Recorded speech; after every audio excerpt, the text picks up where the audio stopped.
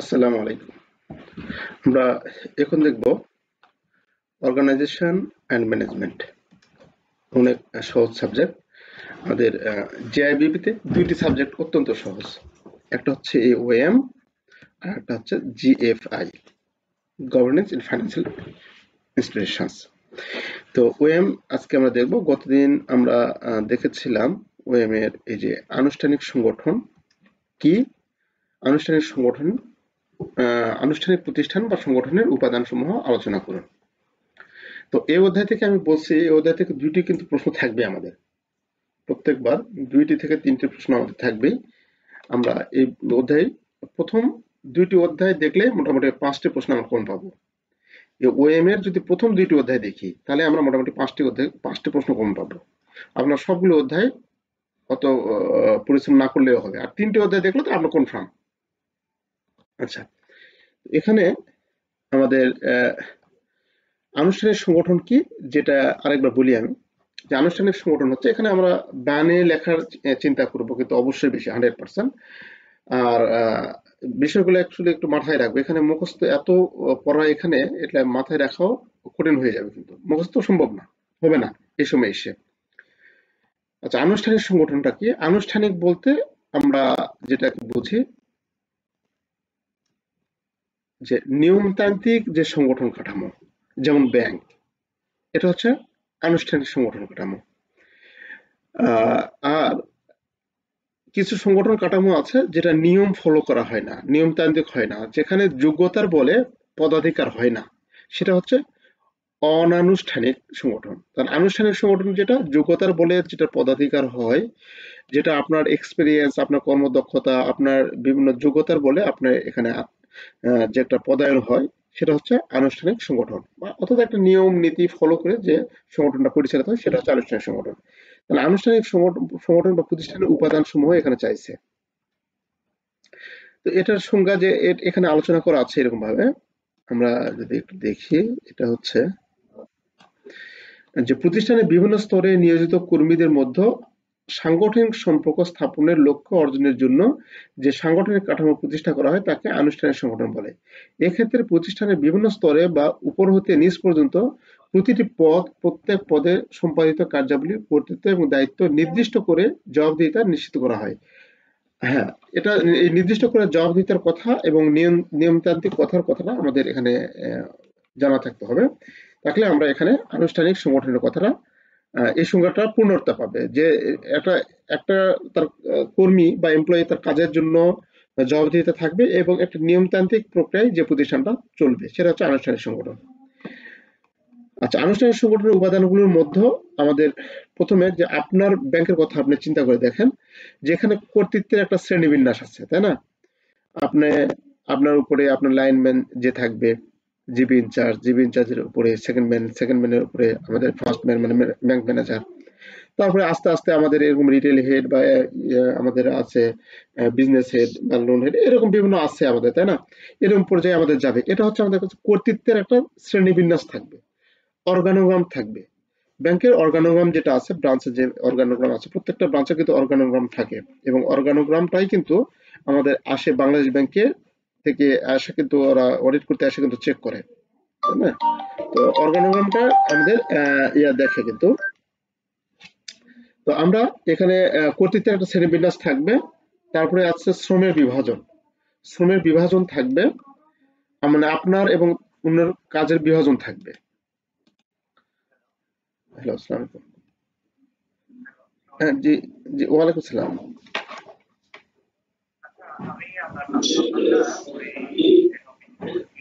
জি, জি,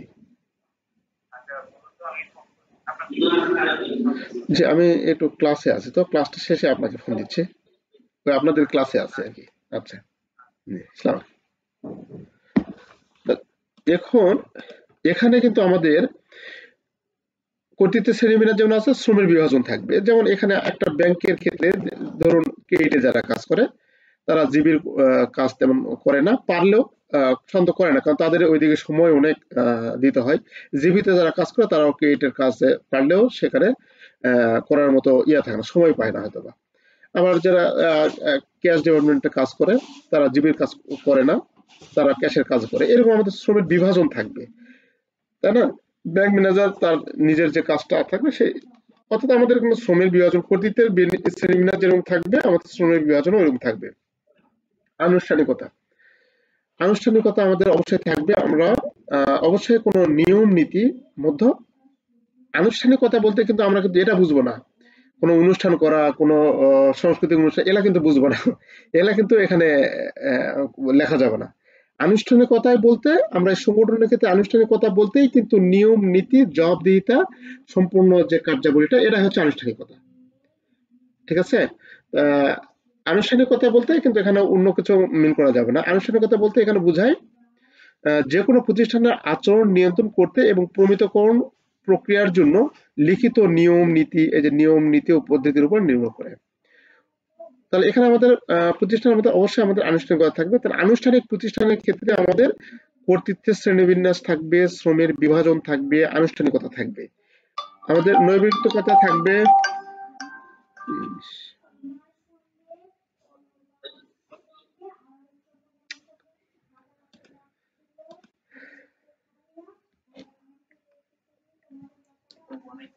জি, ওয়ালাইকুম আসসালাম।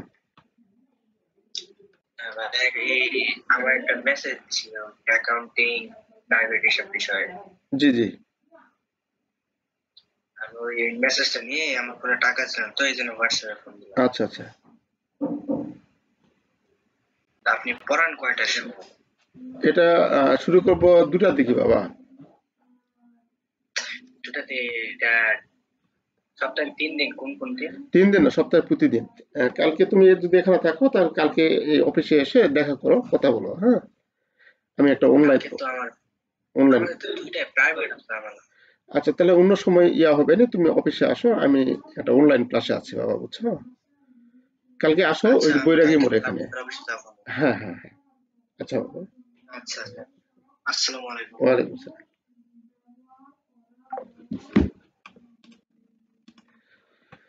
আচ্ছা, নৈবর্তিকতা, এখানে আমাদের নৈবর্তিকতা অর্থ হলো সাংগঠনিক সিদ্ধান্ত বা মিথস্ক্রিয় ব্যক্তি পছন্দ। আচ্ছা, যেটা কঠিন লাগবে সেটা বাদ দেবেন, যে পয়েন্টগুলো কঠিন লাগবে সেটা বাদ দেবেন। আচ্ছা, এটা দেওয়ার দরকার নেই। আনুষ্ঠানিক যোগাযোগ, আমরা আনুষ্ঠানিক যোগাযোগ করতে আমরা অবশ্যই কোনো ব্যক্তি আরেকটা ব্যক্তির সাথে বা কোনো কর্মী আরেকটা কর্মীর সাথে আনুষ্ঠানিকভাবে যোগাযোগ করতে পারে। যদি যোগাযোগ করতে পারে তাহলে সেটা হচ্ছে অনানুষ্ঠানিক যোগাযোগ। যেমন কোনো আনুষ্ঠানিক যোগাযোগ, আনুষ্ঠানিক প্রতিষ্ঠান, যেমন কোনো প্রতিষ্ঠানে একটা একটা কোনো এমপ্লয়ি আরেকটা বসের রুমে ঢুকতে গেলে বা আরেকটা স্যারের রুমে ঢুকতে গেলে বিভিন্ন মাধ্যম হয়ে বিভিন্ন ওকালতি করে বা বিভিন্ন স্যার যাবো কিনা আসবো অনুমতি, এখানে অনেক কিছু কাহিনী আছে, তাই না? তাহলে এই জিনিসগুলো এখানে আমাদের থাকা যাবে না। এখানে অবাধ এবং আনুষ্ঠানিক একটা যোগাযোগ বা প্রক্রিয়া আমাদের মধ্যে আমাদের এটা হবে আর কি। তো এগুলো হচ্ছে আমাদের আনুষ্ঠানিক প্রতিষ্ঠানের উপাদান। এখানে আনুষ্ঠানিক প্রতিষ্ঠান গত বছর যেটা আসছিল, আনুষ্ঠানিক ও অনানুষ্ঠানিক সংগঠনের সুবিধা ও অসুবিধাগুলি আসছিল, হ্যাঁ? আর অনানুষ্ঠানিক সংগঠনকে ব্যাংকিং প্রতিষ্ঠানের মধ্যে অনানুষ্ঠানিক সংগঠনের ধারণাকে সংজ্ঞায়িত করুন। অনানুষ্ঠানিক, আচ্ছা, অনানুষ্ঠানিক থেকে গত বছর আসলো, এবছর আপনি ধরে রাখুন যদি আমরা এখান থেকে দেই, তাহলে যদি প্রশ্ন আসে তাহলে আনুষ্ঠানিকতা থেকে আসবে, আনুষ্ঠানিক সংগঠন থেকে আসবে। হুম, আচ্ছা, আনুষ্ঠানিক সংগঠন কি? আনুষ্ঠানিক সংগঠনের উপাদান সমূহ আলোচনা করুন। আমি আপনাদের এই বিষয়টা এই সপ্তাহটা একটু আপনাদের কাছ থেকে চেয়ে নিচ্ছি। আমি সামনের সপ্তাহ থেকে একেবারে সংক্ষিপ্ত আকারে আমি যে প্রশ্নগুলো দেব, আল্লাহর রহমতে ওই প্রশ্নগুলাই দেখবেন। চাইলে, আল্লাহ চাইলে আপনাদের ভালো কিছু হবে ইনশাল্লাহ। আচ্ছা, তারপরে আমরা যদি এখানে দেখি অনানুষ্ঠানিক সংগঠন কাকে বলে, এটা কিন্তু আমরা গত বছর অনানুষ্ঠানিক সংগঠনের এটা আসছিল, সংগঠন কাকে বলে মানে কিভাবে সংজ্ঞায়িত করা যায় এটা আসছিল। অনানুষ্ঠানিক সংগঠনের উপাদান সমূহ আলোচনা করে, এটা আমরা মিস দিব, হ্যাঁ? এটা আমরা দিব না, কিন্তু আমরা দেখি সংজ্ঞাটা দেখি, যদি ইনকেস আমার কথায় তো আর সব ইয়া হবে না, তো এখানে যদি আসে তখন আমরা কিভাবে লিখবো তাহলে আনুষ্ঠানিক সংগঠন। জি, আনুষ্ঠানিক সংগঠন যদি নিয়ম নীতি মাফিক যদি হয়, সেটা যদি আনুষ্ঠানিক সংগঠন হয়, তাহলে অনানুষ্ঠানিক সংগঠন কি? যেটা নিয়ম নীতি ছাড়া, সহজ কথায় যেটা নিয়ম নীতি ছাড়াই আমাদের যে প্রতিষ্ঠান কার্যক্রম চালানো হয় সেটা হচ্ছে আমাদের অনানুষ্ঠানিক সংগঠন। তার কোনো প্রকার আনুষ্ঠানিকতা বা নিয়ম নীতি ছাড়াই যে সংগঠন কাঠামো রচিত হয় তাকে অনানুষ্ঠানিক সংগঠন বলা হয়। তো আমরা এক্ষেত্রে কিন্তু একটু মিউট করেন। আপনারা যদি আপনাদের পড়তে অনেকের সমস্যা হয়, আপনারা 1টা ঘন্টা করে ইউটিউবের এই লেকচারগুলো শুনবেন প্লিজ। আপনার অনেক উপকৃত হবেন। হয়তো অনেকের শোনার সে ধৈর্য থাকবে না, তারপরেও কি করবেন, এই 2টা মাস একটু এই পরিশ্রমটা করলেও আপনি অনেক বেশি উপকৃত হবেন। আপনি অনেক বেশি উপকৃত হবেন, কারণ এই কথাগুলো অনেক সময় দেখা যাচ্ছে পড়ার চেয়ে আমাদের কথাগুলো বেশি মনে থাকে। আচ্ছা, তো আমরা অনানুষ্ঠানিক সংগঠন ওরকম ভাবে আমরা দেখলাম না, খালি যেটা নিয়ম নীতি ছাড়াই যে বা নিয়ম মাফিক যে প্রতিষ্ঠান চলে না সেটা হচ্ছে আমাদের কাছে অনানুষ্ঠানিক সংগঠন। অনানুষ্ঠানিক সংগঠনের উপাদান চেয়েছে। তো অনানুষ্ঠানিক সংগঠনের যে উপাদান কি হচ্ছে, যেহেতু নিয়ম মাফিক হবে না, সেহেতু আমাদের যে কাউকে আমরা নিয়োগ দিব, আমার বন্ধুকে নিয়োগ দিব, আমার ছেলেকে নিয়োগ দিব, আমার ভাইকে নিয়োগ দিব, তাই না? মানে স্বজন প্রীতি যেটাকে বলে, সেটা হচ্ছে অনানুষ্ঠানিক সংগঠনের প্রধান একটা লক্ষণ, যে আমাদের আত্মীয় স্বজন বা স্বজন প্রীতির মাধ্যমে বা টাকা পয়সা বা দুর্নীতির মাধ্যমে নিয়োগ দেওয়া। আচ্ছা, তো এটা হচ্ছে আমাদের নিয়োগের ক্ষেত্রে হতে পারে। তেমনি বন্ধুত্বের শ্রেণীবিন্যাস, আমার বন্ধু অমুক, তার যোগ্যতা নাই, তারপরে আমাদের বৃহত্তর একটা চেয়ারে তাকে বসিয়েছি, যে যে চেয়ারের যোগ্য না সে চেয়ারে বসিয়েছি। তার মানে কি, সেটা অনানুষ্ঠানিক সংগঠনের যে এটা রুলস বা অনানুষ্ঠানিক সংগঠনের যে কি বলা হয় উপাদান, সেই উপাদানগুলো আমরা ফলো করতেছি। তারপরে আছে চক্রের বিভাজন, বিভিন্ন চক্র থাকবে, আনুষ্ঠানিক সংগঠনের নিয়ম, অনানুষ্ঠানিক সংগঠনের নিয়ম পদ্ধতি, এগুলো আমরা মিস করবো। আচ্ছা, দেখবো না আমরা এখানে। ফর্মাল অর্গানাইজেশন, আর কিন্তু আমরা বলি যে ফর্মাল অর্গানাইজেশন, এই ফর্মাল কিন্তু আপনারা কিন্তু দেখবেন এইভাবে কিন্তু আমাদের অঙ্ক থাকতে পারে। ফর্মাল অর্গানাইজেশন এইভাবে কিন্তু লেখা থাকতে পারে, ও ইনফর্মাল অর্গানাইজেশনের মধ্যে পার্থক্য। তাহলে এখানে গত বছর আসছিল ফর্মাল অর্গানাইজেশন ইনফর্মাল অর্গানাইজেশনের আমাদের ডিসঅ্যাডভান্টেজ, মানে অসুবিধা, সুবিধা অসুবিধা, অ্যাডভান্টেজ এবং ডিসঅ্যাডভান্টেজ, মানে সুবিধা অসুবিধা দুটো আসছিল। তাহলে এখানে আমাদের আনুষ্ঠানিক সংগঠন ও অনানুষ্ঠানিক সংগঠনের মধ্যে পার্থক্যর কথা বলছে। তো পার্থক্যটা তো আমাদের আসেনি, এবার পার্থক্যটা আমরা দেখে যাব। তবে আপনি যদি সংজ্ঞাটা ভালো মতো জানেন, আনুষ্ঠানিক সংগঠন এবং অনানুষ্ঠানিক সংগঠন, তাহলে এই দুইটার মধ্যে পার্থক্য আপনি সহজে করতে পারবেন। আচ্ছা, যে সংগঠন ঊর্ধ্বতন ব্যবস্থাপনা কর্তৃক সুনির্দিষ্ট নিয়মকানুন ও পদ্ধতি অনুসরণ করে গড়ে তোলা হয় তাকে আনুষ্ঠানিক সংগঠন বলে, তাই না? একটা নিয়ম নীতির মধ্যে যে সংগঠন গড়ে, যেটা আমরা আগে জানো। অনানুষ্ঠানিক সংগঠন হচ্ছে যেটা নিয়ম নীতি না, নিয়ম নীতি ছাড়াই সম্পর্কের ভিত্তিতে, মানব আচরণের সম্পর্কের ভিত্তিতে যে প্রতিষ্ঠান গড়ে সেটা হচ্ছে অনানুষ্ঠানিক সংগঠন। এই দুটো সংজ্ঞা যদি আমরা জানি বা মনে রাখতে পারি, তাহলে আমাদের এখানে অনেক ধরনের পার্থক্য আমরা লিখতে পারবো। তাহলে সংগঠনের পরিকল্পিত লক্ষ্য অর্জন করা যায়, এখানে লক্ষ্য অর্জন করা কঠিন হয়ে যায়। আমাদের সামাজিক সন্তুষ্টি বিধান আমাদের এটা মূল লক্ষ্য হতে পারে। সংগঠনের আনুষ্ঠানিক সম্পর্ক হতে আনুষ্ঠানিক সংগঠন তৈরি হয়, কর্মীদের অনানুষ্ঠানিক সম্পর্ক হতে অনানুষ্ঠানিক সংগঠন তৈরি হয়। আচ্ছা, এরকম ভাবে অনেক সহজ সহজে এটা পার্থক্য দেওয়া আছে, সমস্যা নেই, এটা একটু দেখে নেবেন। মোট 12টি দেওয়া আছে। এই প্রশ্নটা অনেক ভালো। আনুষ্ঠানিক সংগঠন এবং অনানুষ্ঠানিক সংগঠনের মূল পার্থক্যগুলো আলোচনা করো। তারপরে আছে 9, how can manager use the informal organisation. একজন ম্যানেজার কিভাবে বা একজন ব্যবস্থাপক কিভাবে অনানুষ্ঠানিক সংগঠন ব্যবহার করতে পারেন। আপনি আনুষ্ঠানিক সংগঠনে কাজ করছেন, একটা নিয়ম শৃঙ্খলা নিয়ম নীতির মধ্যে কাজ করছেন, এখন এখানে বলে দিচ্ছে যে একজন ম্যানেজার কিভাবে অনানুষ্ঠানিক সংগঠন ব্যবহার করতে পারেন। অবশ্যই একজন ম্যানেজারকে অনানুষ্ঠানিক সংগঠন ব্যবহার করে এখানে কাজ করতে পারে। ব্যাংক তো আমরা তো হিউম্যান। আপনি ব্যাংকের কাজ হলো যে সম্পর্ক তৈরির মাধ্যমে, গ্রাহকের সাথে চমৎকার সম্পর্ক তৈরির মাধ্যমে, গ্রাহককে চমৎকার সার্ভিস দেওয়ার মাধ্যমে আমরা কি করব, আমরা লক্ষ্য উদ্দেশ্য অর্জন করব। তাহলে চমৎকার সম্পর্ক দিতে গিয়ে রাখতে গিয়ে কিন্তু আমাদের কিন্তু তাদের সাথে বিভিন্ন রকম রিলেশন, একটা পারিবারিক রিলেশন তৈরি হয়ে যায়, তাই না? বা তাদের সাথে একটা খুব ডিপ রিলেশন তৈরি হয়ে যায়।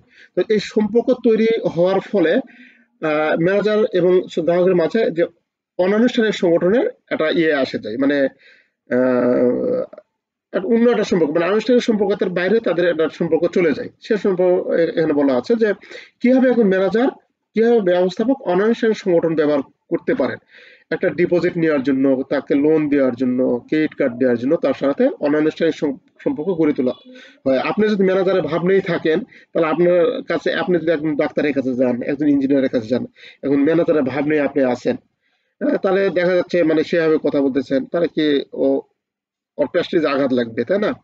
আপনি তখন অনানুষ্ঠানিক সংগঠন কিন্তু ওখানে ইউজ করতে হবে, আপনাকে ব্যবহার করতে হবে। ব্যবহার করে কিন্তু আপনি তার কাছ থেকে আপনার বিজনেস নিয়ে আসার জন্য বা আপনার লক্ষ্য উদ্দেশ্য অর্জনের জন্য যেটা করার দরকার সেটা আপনি করতে পারেন, তাই না? এভাবে ব্যবস্থাপক, শুধু ব্যবস্থাপক গুণ না, ব্যাংকের যে কোনো RM, রিলেশনশিপ ম্যানেজাররা এই কাজগুলো করতে পারে। তাহলে দৃঢ় সম্পর্ক গড়ে তোলা, তথ্য সংগ্রহ করা। কোনো তথ্য সংগ্রহ করতে গিয়ে সেখানে আমাদের আনুষ্ঠানিক সংগঠনের ভাব দেখালে হবে না। অনানুষ্ঠানিক সংগঠন তার সঙ্গে মিশে যেতে হবে, তার সঙ্গে ভালো সব, তার সঙ্গে ভালো এবং তার সঙ্গে এটা অনানুষ্ঠানিক সম্পর্ক গড়ে তুলে তার সাথে তথ্য সংগ্রহ করতে পারি আমরা। প্রভাবকদের শনাক্ত করা, আমরা প্রভাবকদের শনাক্ত করতে আমরা অনানুষ্ঠানিক সংগঠন ব্যবহার করতে পারি।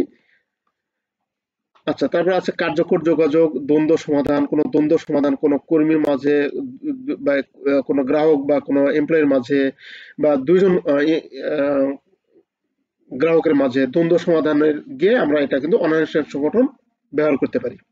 তাহলে মোট কথা যে আপনি ব্যাংকে লক্ষ্য উদ্দেশ্য অর্জন করতে গিয়ে আপনি ব্যাংকিং যে কার্যক্রম করতেছেন এটা হচ্ছে আপনার আনুষ্ঠানিক কার্যক্রম আপনি করতেছেন। কিন্তু যখন বিজনেসের কাজে ব্যাংকের লক্ষ্য উদ্দেশ্য অর্জনের জন্য গ্রাহকের সাথে যে সম্পর্কগুলো সাধারণত করে থাকেন তার 90% হচ্ছে অনানুষ্ঠানিক।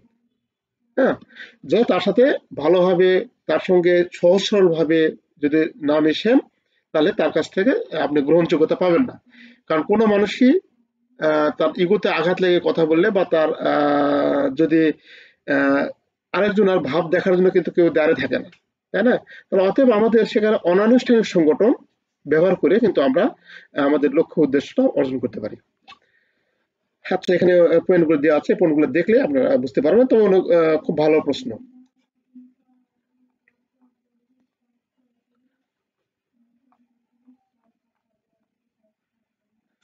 অনানুষ্ঠানিক সংগঠনের দুর্বলতা কি কি? অনেক ধরনের দুর্বলতা আছে, দুর্বলতা বা অসুবিধা, অনেক ধরনের অসুবিধা আছে।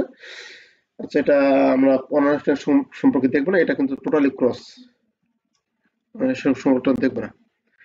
অনানুষ্ঠানিক সংগঠনে আমাদের আত্মীয়তার সম্পর্ক, অদক্ষ লোকজন, লোকবল, তার মধ্যে আমাদের কাজকর্মে মানে কার্যে শ্রেণী বিভাগটা আমাদের ঠিক থাকে না, এরকম অসুবিধাগুলো আমরা দিব এখানে, পক্ষপাতিত্ব দেব।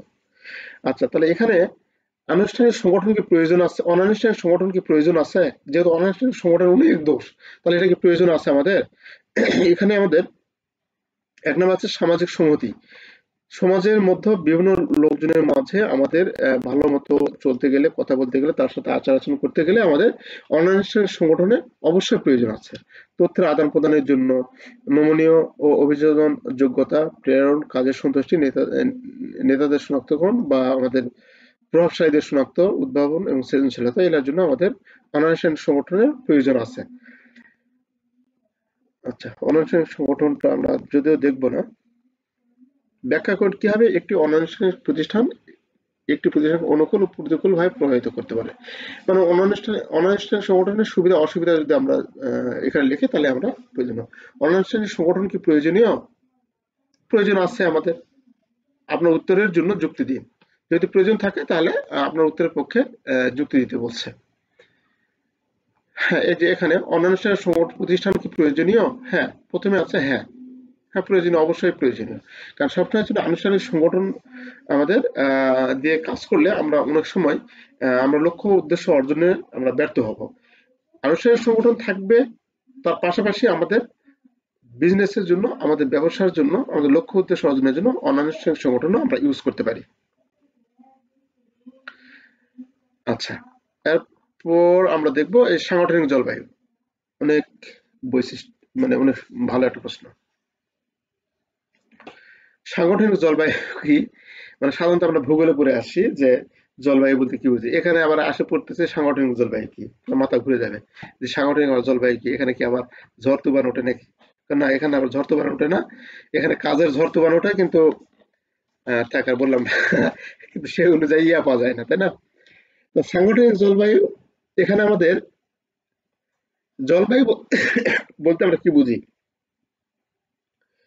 আমরা আবহাওয়া বলতে কি বুঝি, জলবায়ু বলতে কি বুঝি? আমরা যখন 3, 4, 5-এ যখন বা 6, 7-এ যখন পড়াশোনা করছি, আবহাওয়া হচ্ছে কোন এলাকা প্রত্যেক দিনের যে আমাদের প্রাকৃতিক যে অবস্থা, আমাদের আমাদের ভৌগোলিক যে পরিস্থিতির অভাব, মানে প্রাকৃতিক যে অবস্থায়, সে অবস্থাগুলো অর্থাৎ প্রত্যেক দিনের যে চিত্রটা, প্রত্যেক দিনের যে চিত্র, সেটা হচ্ছে আমাদের আবহাওয়া। আর জলবায়ু হচ্ছে কি? জলবায়ু হচ্ছে কোন নির্দিষ্ট এলাকার 20-30 বছরের আবহাওয়ার গড়।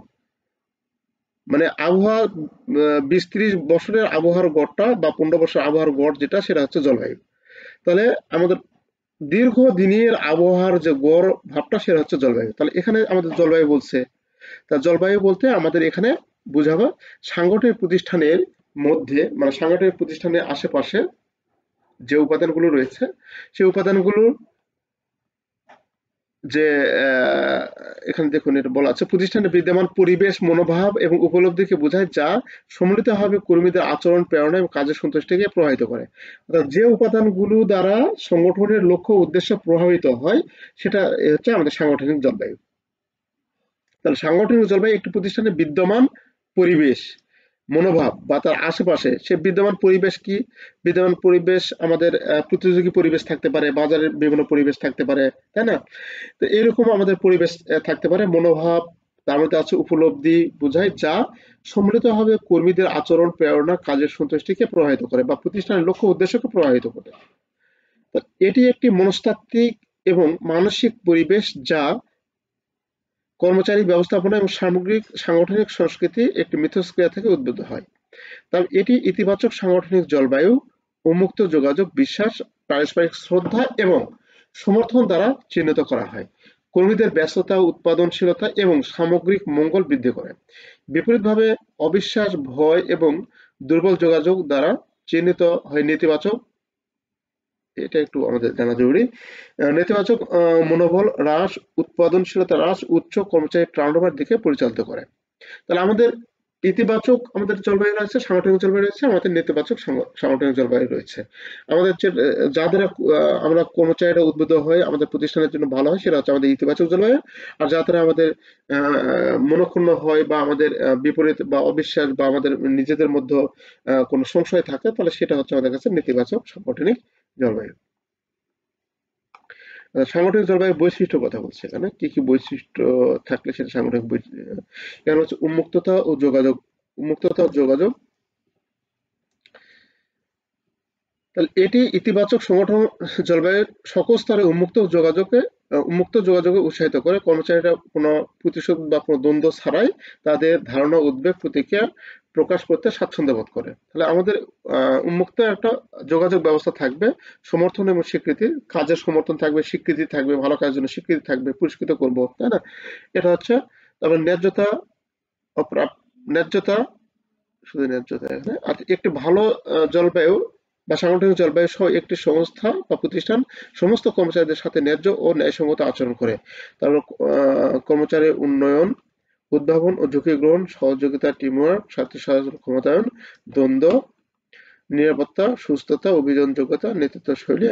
আচ্ছা, আপনার এখানে প্রশ্নগুলো কিন্তু এভাবে বানিয়ে দিতে পারে, কিরকম যে আপনার প্রতিষ্ঠানের লক্ষ্য অর্জনে সাংগঠনিক জলবায়ুর ভূমিকা আলোচনা করুন, বা সাংগঠনিক জলবায়ু কি, সাংগঠনিক জলবায়ু কিভাবে আপনার প্রতিষ্ঠানের লক্ষ্য অর্জনে সহায়তা করে বা কিভাবে প্রভাব বিস্তার করে। এই জিনিসগুলো কিন্তু আমরা যখন সাংগঠনিক জলবায়ুর কথা বলবে, তখন আপনি মনে করবেন আপনার ব্যাংকের একজন পিয়ন থেকে শুরু করে, আপনার ব্যাংকের একবারে কর্মচারী থেকে শুরু করে আপনার ব্যাংক ঊর্ধ্বতন কর্মকর্তা পর্যন্ত, যাদের কথাবার্তা, আচার আচরণ, মূল্যবোধ, বিশ্বাস, আপনার এগুলো হচ্ছে ইন্টারনালি। আর যদি এক্সটার্নালি যাই, তাহলে আমরা প্রতিযোগী পরিবেশ, বাজারের অবস্থা, হচ্ছে গ্রাহকের মনোভাব, এই সবগুলো মিলে আমাদের হচ্ছে কি সাংগঠনিক জলবায়ু। তাহলে এই সাংগঠনিক জলবায়ু আমাদের সংগঠনের লক্ষ্য অর্জনে আপনার প্রতিষ্ঠানে ধরুন আপনার ব্রাঞ্চে টার্গেট দিয়েছে এবছর 50 crore মুনাফা করতে হবে। তাহলে এই 50 crore মুনাফার ক্ষেত্রে এই জিনিসগুলোর প্রভাব কি? অবশ্যই আপনার মন সন্তুষ্ট, আপনাকে যদি খুশি করতে পারে সংগঠনটি, তাহলে আপনি খুব ভালো মতো কাজ করতে পারবেন, খুব ভালো এফোর্ট দিবেন, তাই না? তাহলে এফোর্ট যখনই ভালো দিবেন তখন আপনি প্রফিট অর্জনে হবেন। কোনো গ্রাহক কাস্টমার যদি সন্তুষ্ট থাকে তাহলে আপনার সাথে বিজনেস করবে। এই বিষয়গুলো কিন্তু আমাদের ব্যাংকে হচ্ছে প্রভাব বিস্তার করে, তাই না? এই বিষয়গুলো এখানে আমরা লিখবো আর কি, তুলে ধরবো।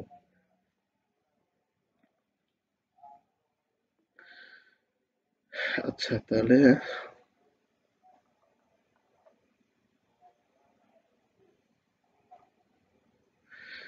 একটু সুন্দর সাংগঠনিক জলবায়ু বিকাশের কৌশলগুলো আলোচনা করুন।